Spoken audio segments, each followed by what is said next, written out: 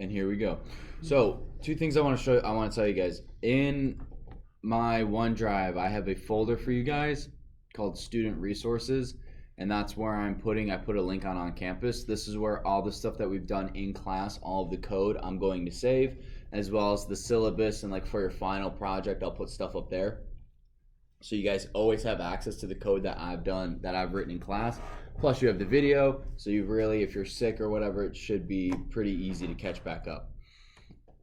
There's also, if you go on automatetheboringstuff.com, you can download all the code that is in the book. Sometimes there will be an assignment that says copy this code. Again, that's a completion grade because you can copy and paste it from the internet. But for certain things, like today, building the dictionary might be a little annoying. So it is saved, and basically if you guys go to the code or go to our book on pages like 114 and 115, there's a Tic Tac Toe program where I have saved that to the resources folder, so you guys can copy and paste that, because we're going to go through this, and then what you guys are going to do for your assignment is I have 3 stipulations. You need to make maybe 4. You guys need to make the Tic Tac Toe game better, because currently it's a loop that just goes 9 times, and if I don't type in the right answer, if you don't type in the right location, that counts as a turn. You can overwrite the previous person's turn. And there's one more thing. There's 3 things I wanted you guys to do to edit that code. Edit the code to make sure that the user types in a key that's in the dictionary. So if I type in middle and it's supposed to be mid, you should be able to say, hey, that's not valid, try again. So that would be a while validation loop. Edit the code to use an overall a while loop, not a for loop. So in the book it's for I in range 9, so no matter what, it loops through 9 times and then it's done. Where you need to come up with a while loop that says until the game is done, keep going. And then make sure the user can't overwrite the previous person's move. So those are the 3 stipulations. We're going to go through this. We're going to continue to go through and talk about nested dictionaries and lists, and then we're done with dictionaries. So with dictionaries, one thing you can do is, let me get a new file. So with dictionaries, you can use it to do a lot of things. One, we can go with phone. Oh gosh, it's not on. Okay. I was wondering for when you guys were gonna pick that up. Do I get candy now? I still need to go buy candy. So Nick's phone number, actually, it's gonna be blank, and then we have Micah. That's gonna be a blank list. I'm jumping ahead a little bit in order to do something cool. Okay, you guys can see. And then I have Josh. And Matt. So right here I have 4 keys. Now normally in a phone book you would just have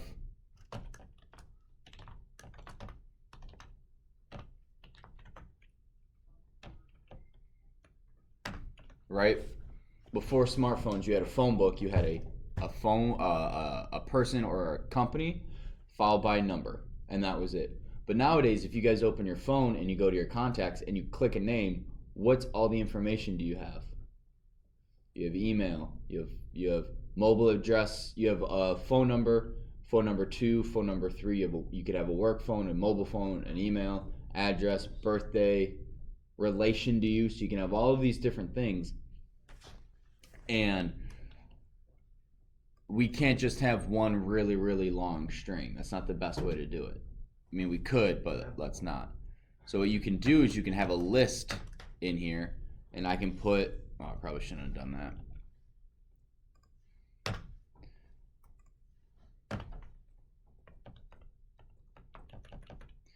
So Micah, Nick, that's your phone.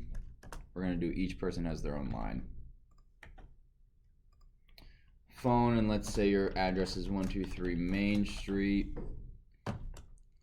and let's say your birthday is 10/10/00. No, you're too old. 04. So this is what? So now I'm 15. How old are you? What year were you born? 2001. Okay, 10/10/01. Is that your rule? Actually, let's make it a palindrome. There you go. What about Yesterday was a 02, palindrome. 2020 Yeah, yesterday was a First palindrome. year. in what, 900 Yeah. years? Yeah. Cool. So, notice the first index is always going to be what? 0.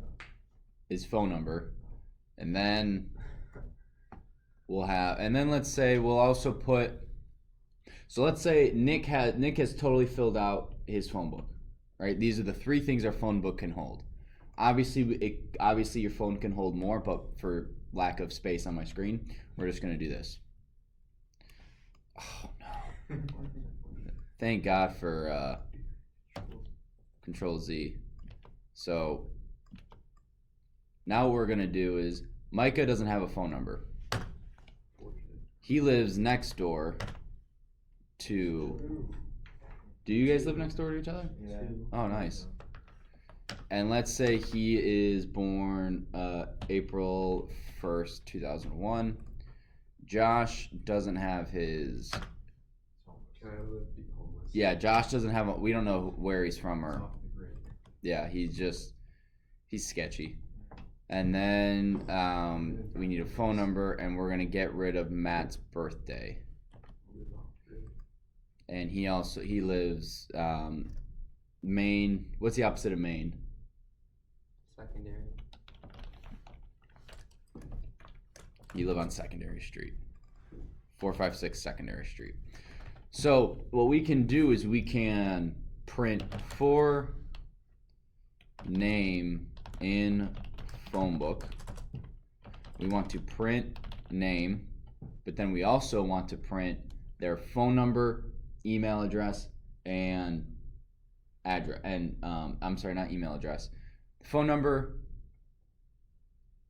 address, birthday. Right? But we want to make sure that we're not just printing. One of the big things about coding is you want to make sure that the user is understanding what they're seeing. Okay? So if we just put phone number in a blank, we're like, did it freak out? Did it not? Do I not have a phone number in there? Did it break? I would err on no phone number, especially when you're using text. Now, if you have a GUI and like you're on your phone and you just don't have a phone number saved in that location in your iPhone contacts, then you're like, okay, I don't have a phone number for that person. But in text, I always err on letting them know whether or not we have the information instead of just leaving it blank. So we're going to print name. Then we're going to print no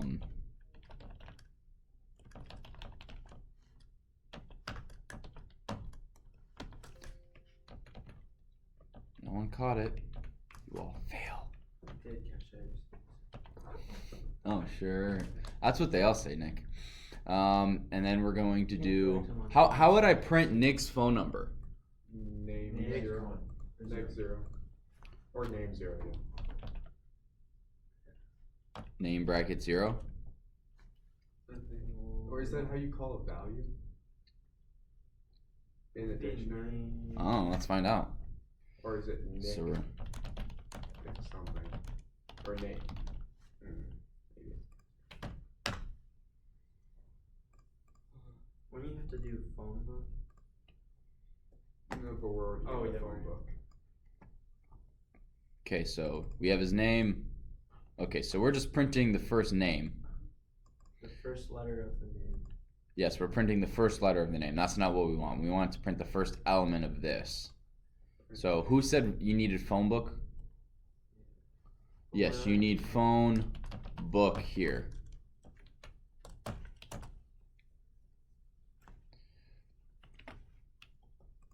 Name won't work. Yeah.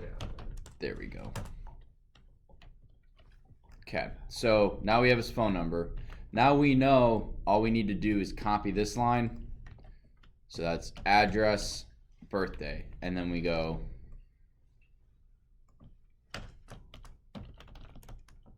address, birthday. And this should be what? 1. And this should be 2. All right, but now we want to be fancy, right? We want to make sure that people know. His birthday equal. And we'll just do \n to give it a new line right there. Make sure. All right, there we go.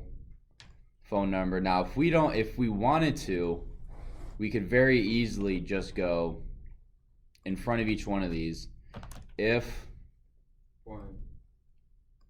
If phonebook name 0 equal a space,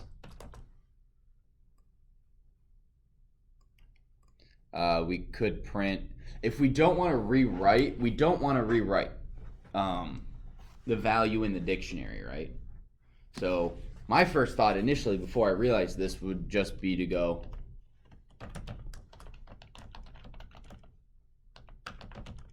or not available, right? But what is this gonna do? Change that in the book. It rewrites it in this phone book, which is something I don't want to do. So what I would do is I would do a couple if else. So I would copy this. If that, I would actually, I don't want to erase that totally. I would print this, and instead of this, I would put. I mean, couldn't you still do that, and then afterward you could just do like, if equal not available, change it to space. I guess, yeah. You could do that, and then I would do this. So let's see whose phone number is not available. Actually, everyone's phone number is not going to be available because I screwed that up.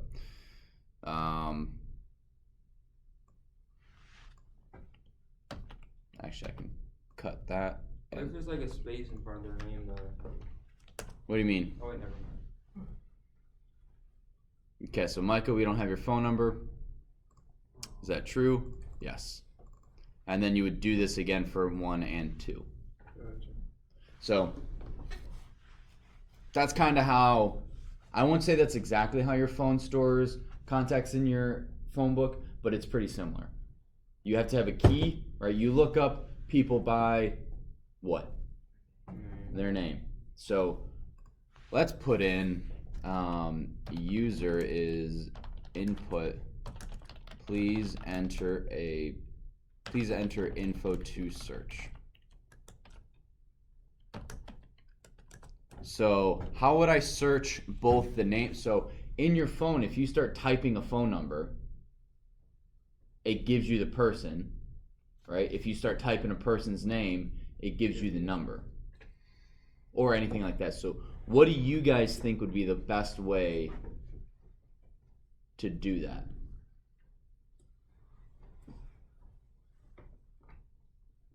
Obviously a for loop, right? Mm-hmm. So what would I search for? What? Well, just in general, what do I want it to search? Do I want it to just search? Phone book. Right, but what in Search phone book for specifically? Matching things, Yeah. like in the values of key. Values and keys. So I want to look in both values and keys. So we can go.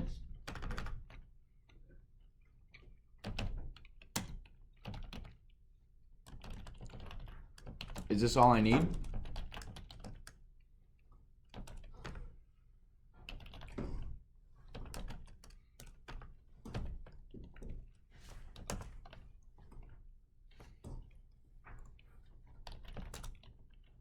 Okay, so Nick's in there. And then you'd want it to print like their. What do I want it to print? Yeah. Well, yeah, user. And then would you want it to display the information? I would, yeah. So then how am I gonna have it display that info? It can just be a list for now, because once we get the info on screen, you can then parse it down and break it down into a little bit easier to read. Bracket.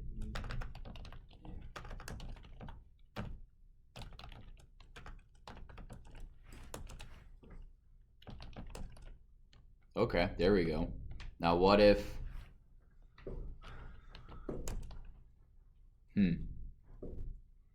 Nick's phone number is not coming up as anything? How would I search? If user value. You're close. Key. No, it's No, in Phonebook here already searches just the keys. Oh, in phonebook. Phonebook dot what? Values? value. Yes. In. Print. Let's just You found. forgot in. You forgot in. Yeah. Good catch. Let's just make sure that. You gotta get to Nick first. Well, let's print phonebook dot values and see what happens. So these are the values. So this is how it is stored. So we have one big list Because it's in a list, you need to specify. in which the values are separated by lists. So it's a list of lists. Oh. So obviously that's not going to happen. So what would, so if we have a list of lists, how do we go through a list? Yes. For lm in phonebook dot values. Again, what we're going to do, we are going to do this. A lot of people just automatically jump in to coding and they'll write 4 or 5 lines of code. And that's not how I do it. So now we know, oh, I can get rid of this one. So let's run it again. So these are the 4 lists I'm going through. So now what would I want to do? So we're going to uncomment this again, and we need to put this somewhere. If user in phonebook dot values. All right, I heard in the for loop, and then what'd you say, Josh? Yeah, that. This? Yeah, but you have to. What do I have to change? I have to change something. User dot. I have to change that. What does that need to get Yes, changed? it's already Ellen. in Yep. So now we can found. Did you make a Yeah, you have the same. Oh, I have the same phone number for everyone.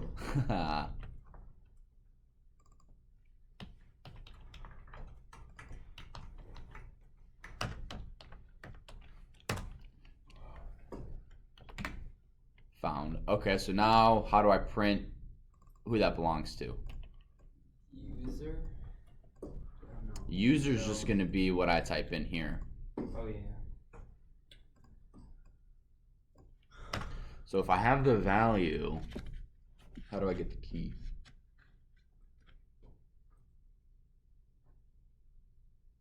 It's actually a good question. I didn't have an answer to this when I asked it.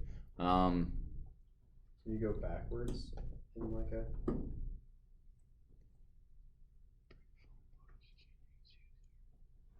Can you like find the key to the value from the specific? So this is a very, very important skill in coding. Google. To DuckDuckGo. how to get key in dictionary from value. I should probably put Python in there. How to get a dictionary. Okay, here we go. Tutorialdeep.com.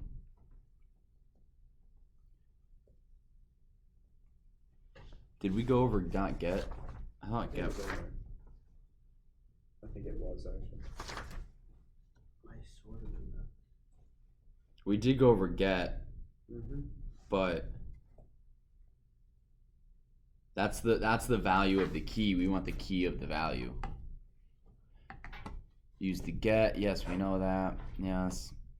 finding index.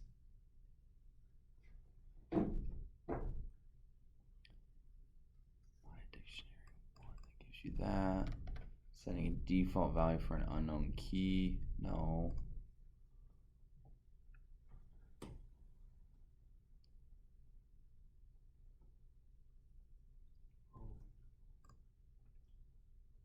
Yes, I should have thought this through a little bit more. Get key. What? It's not possible. It can't not be possible.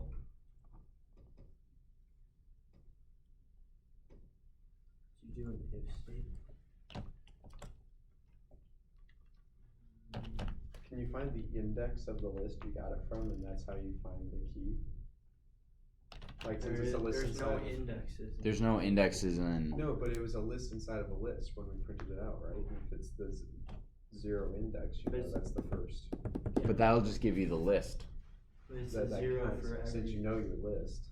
If you put a number in, it's But a dictionary bracket 1 doesn't. It'll give you a key error. No, I know. But we Are you know. guys trying to figure this out? Are you guys coding, or are you just waiting on me? I'm just thinking. I'm going through Think. Maybe the- maybe start some googling.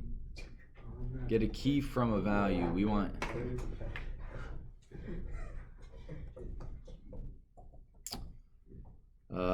This is embarrassing. All the people watching on YouTube are like, this guy doesn't know what he's talking about. Yeah, all 3 people. Hey man, I have over 100 subscribers. Okay.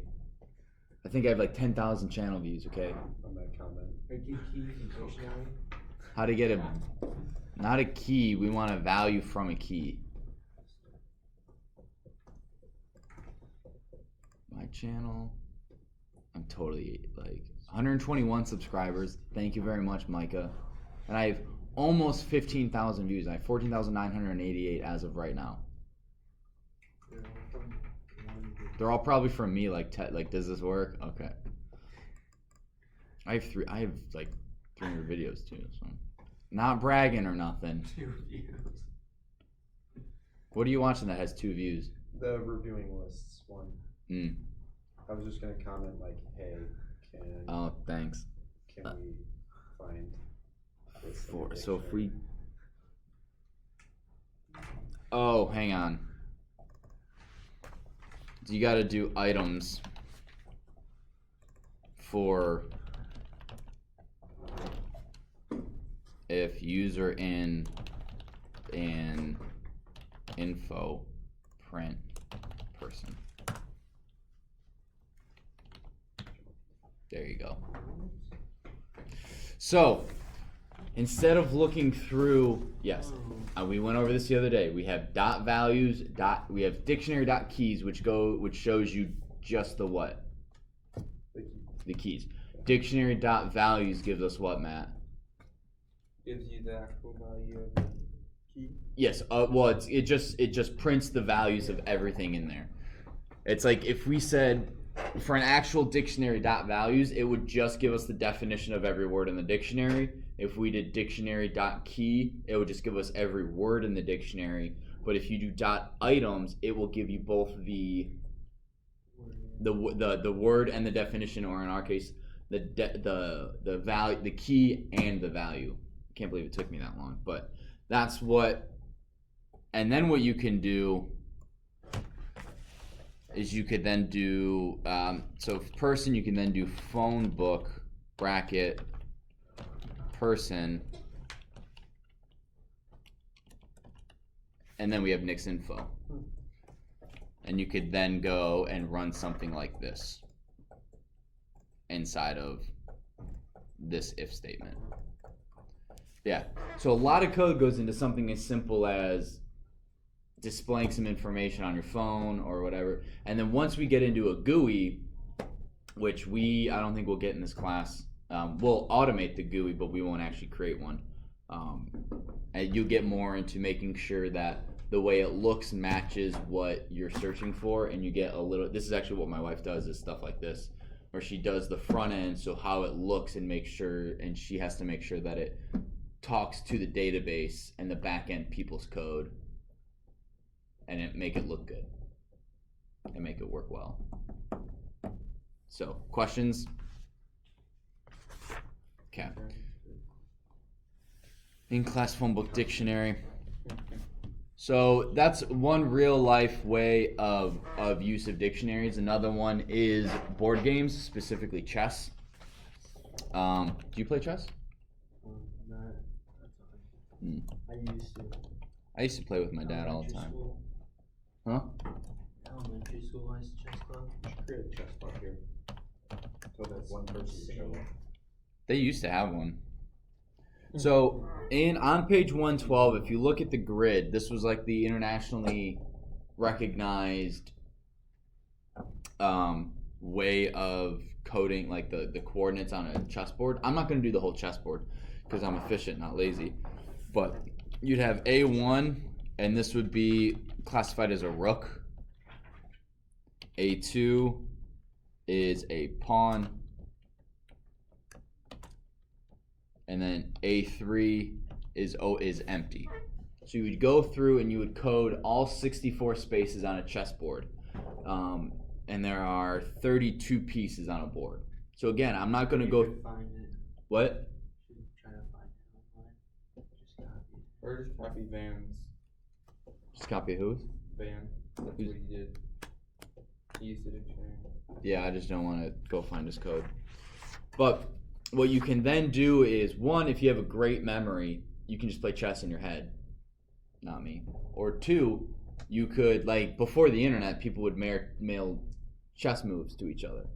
And I could play chess with my dad. Well, that's what the book says. I'm sure at least someone did it. But, like, you just have a chessboard at home, and you make your move, you write your move, and you send it to your friend. They get the mail, and they go, oh, rook to whatever. And then they move it, and then they go, all right, I'm going to do this. And then they write it back, and you just send a piece of paper That's back. like ridiculously long of a game. It would be a really, really long game. But just, it would be like Wait 5 days. a move every 3 days. So you know Game Pigeon on Yeah. iMessage? That's ridiculous. For all to the play chess. Android users, we should just have mail chess. What? Because you can't. So you know Game Pigeon on iMessage. You can have like play 8-ball. You can play. No, I don't. I didn't know that. Okay. Well, you can. It's like It's an app that you download that's like it works with the text message that you can send your move to whoever you're texting. Then they send them back. So it's kind of like mail, but over texting. But for Android users, we don't have access to that. So I was like, we can just use mail chess to each other. Just mail it, yeah. I'll mail a chessboard. To That should be our final. We should create something for Android. Yes. That would be tough. cool. That'd be tough, actually. Yeah, if you want anything to work on your iPhone, you have to code in Xcode. Or you have to code in Swift. I think everything's written in Swift. Yeah. So, before we run out of time, because we have 17. 17 minutes. Can't do math. A Tic Tac Toe board. So what you guys are going to do, and in the resources folder, so if you guys go to On Campus, and you go to our class, and you go to Bulletin Board, you'll see one from the other day called Student Resources folder. If you click that, it'll say please click here to go to the Student Resources folder. Click there, and it will take you to my work. This is what'll show up. So what I would do is once you get here, bookmark it. And then when I say go to the Student Resources folder, all you have to do is click bookmark, and boom, you're there. This didn't work for me last time. Yeah, it was glitchy. I don't know. It was weird. Intro. Well, hopefully it's not anymore.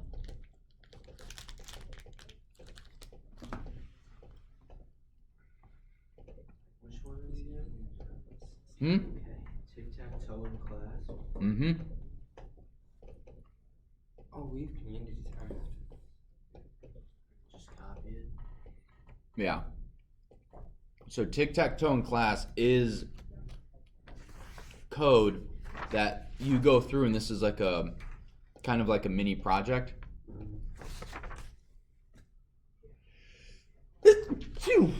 Excuse me. So as opposed to having to write all of the code itself, you can just use this. So that this Tic Tac Toe in class, once you download it. Oh, that's the answer. I don't want you guys to see that. Wait, where? You're supposed to push that one. I have it on my desktop. Tic Tac Toe in class. So this is what you guys should download. This is guys what you should have. Okay. With three comments at the bottom. So if you just downloaded it, you'll need to re-download it again. Why? Because I just added the bottom. Make sure the user can't overwrite the previous person's move. What? So what we're going to do right now is we're going to walk through this so that you guys understand what everything is, and then once you understand it, you can then edit it. So obviously this first dictionary is the board, right? This is the Tic Tac Toe. We have the top left, top middle, top right, mid left, mid middle, mid right, low left, low middle, low right, and each one of those are empty right now. Do you guys have any questions on that? Do you guys all have this file with the 3 comments at the bottom? Okay. So this is defining the board. This prints the board with a space or whatever's right here, whether it be an X or an O. It's going to print that plus a line, plus a space, plus a pipe, plus the space. And then it prints this little thing. And it does that again so that it looks, oops. So now we have a space followed by a pipe, space, pipe, nice little dividing line between the rows. Same thing here, dividing line, same thing here. So turn for X, which space? 5. So this is why I didn't actually play the game. All right, I had 9 moves, nothing happened, I didn't put anything on board. So one of the things you guys need to do is make sure that what I type in is in the dictionary. Now notice what's not popping up. You win or game over. There's or that. the spaces that you chose. There's that. There's no error. So should you use a try and accept? Not yet. No. I don't know how to make an error pop up in the code with that. So if we look at Tic Tac Toe in class, Sure, Should but do 1, 2, 3, 4. well, no errors popping out because it's just the input thing. yeah, it's just basically saying whatever the turn is. Actually, this would be, I don't Sleep know what. over. No, I don't. wait, what's print? Did I break something? Oh no, that's up here. I'm just confused as to what you should put in. Well, this is what happens. So once we're done with our game, maybe this will help. So 5, 4, 3.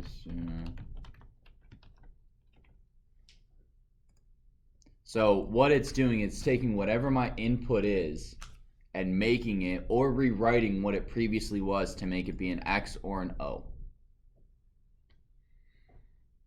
Does that make sense? So whatever I type in this line right here, input, it's not checking to see if it's in there. What it's doing is that whatever they type in, whatever line is rewriting, it becomes whatever turn is, and turn starts out as X, and then if it is X, it becomes O, otherwise it becomes X. So this is how they switch between X's and O's. It's not every other turn. If turn is 1, if counter is 1, turn is X. If counter is 2, turn is, Counter is even. yeah, it's not like that. This is just, if it's X, change it to 0, otherwise make it X. And you start off with turn being X. Does that make sense to you guys? So there's multiple ways you can code alternating values. This is how they do it without pulling in numbers or anything like that. So that's one thing I want you guys to be able to deal with. I do not want what you guys need to do is whatever they type in, you need to make sure that it's in the list or that it's in the dictionary. And if it's not, If it's not, you need to say pick a valid location. And are we just saying the locations are 1, 2, 3, 4, 5, 6? The locations are these. Oh, so we need to type in top. top L. So it may be helpful to print. Like the options, the choices? Yeah. You can assume for me, actually, that's a valid point. Print the choices. Okay. And if they choose a choice, then you can assign like the value to like 1 or 0, and 1's picked for like X or something. Yeah, I don't care how you do it. So in what I'm doing, I'm not going to tell you.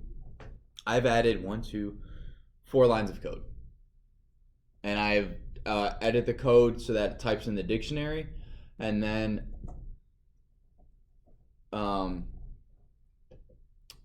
so that they can't overwrite a previous person's move. I think I have that one done. I think. Hang on. So let me run this. What you set to default. This should give you a hint. So this should give you a hint.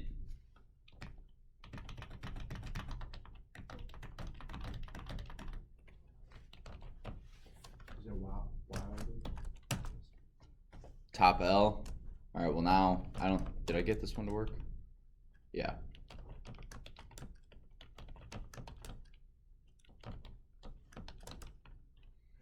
Make sense? Mm-hmm.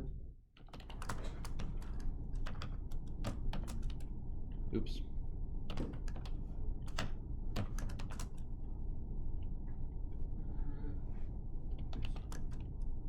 Ooh. So I broke my own code. So now what I would do is I could try and accept, or I could rewrite my code. So, and then make sure that as long as there are spaces in that are still able to be played, have the game keep going. Because again, the code you guys have is a for loop that loops through 9 times, and that's it. So if you just do 1 enter, 1 enter, 1 1 1 9 times, the game is over. No one's won, no one's lost. The game hasn't even been played, and the game is over. So I want you guys to edit that. And before you get too far into this is going to be your homework. I do want to get over nested lists and dictionaries. We've gone over a dictionary with a list in it, but I also want to go over a dictionary with a dictionary in it. And I briefly touched on that on Friday, I believe. So again, put this aside. This will be your homework. Last thing I want to do real quick. Let's say we're building a video game. Nick, Micah, building the video game. Yeah, that's fine. Yeah. That's what you're doing? The Tic Tac Toe. Well, no. We're building like a role-playing game, okay? And we have our character. And not only do we have an inventory, we have our, give me a character name, Nick. Okay, so Nick is our adventurer. Actually, no, let's do. We're gonna do a list. And we're gonna go name.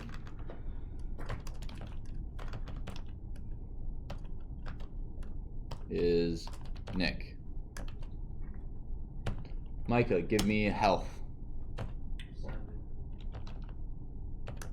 So he has 7 health. Josh, give me. No, not items last. Stamina. Yeah, give me stamina. 1. Oh, this guy sucks.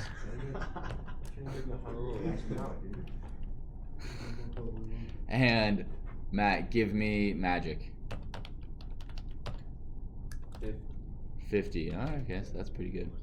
So then we want, if we have multiple characters, and this is sort of the beginnings of how classes work, we have a bunch of attributes to which we've associated a value.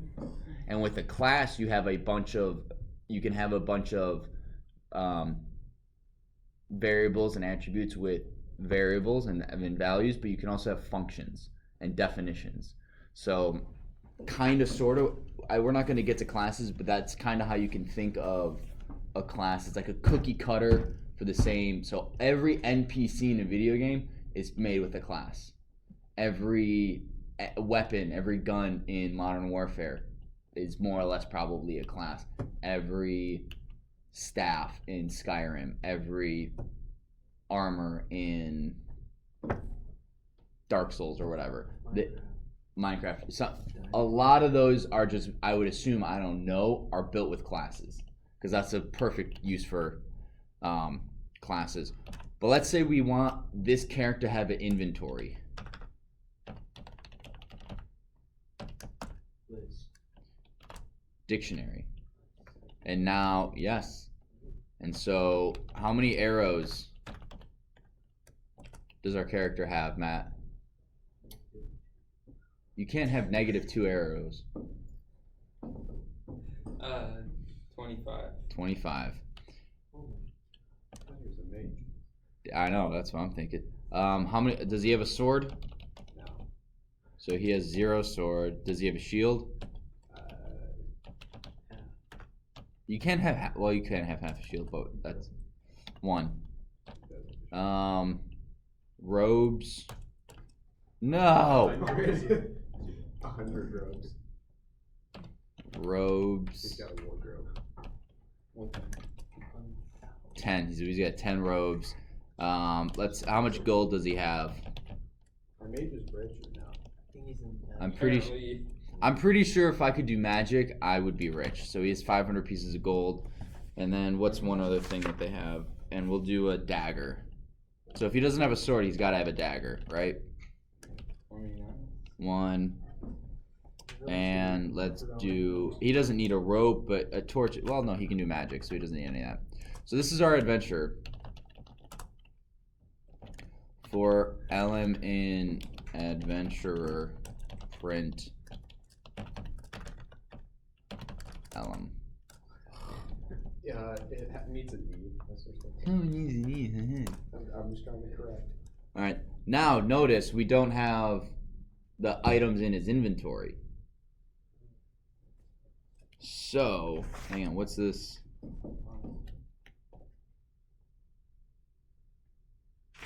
Okay, I think tomorrow you guys are going to do the practice projects in class and the practice questions at the end of the chapter. So, because we only have 2 minutes left.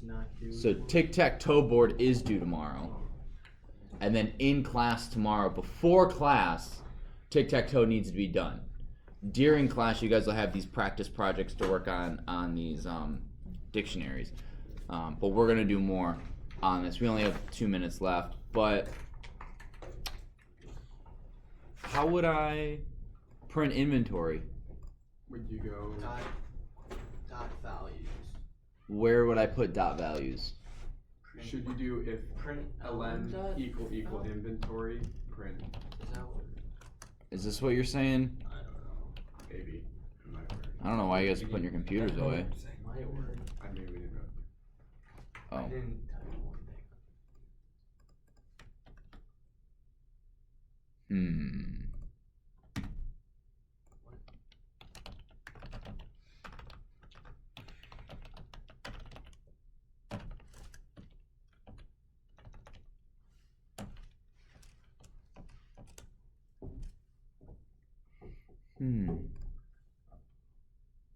What did we just learn a few lines ago? Adventure dot Oh, for ln, comma, yeah. Oh. Items. Items. Items, yep. But what do I have to do? If I do that, Let's do elm.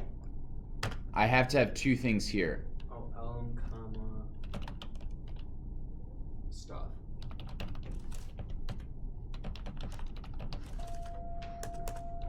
Hey. All right, there you go.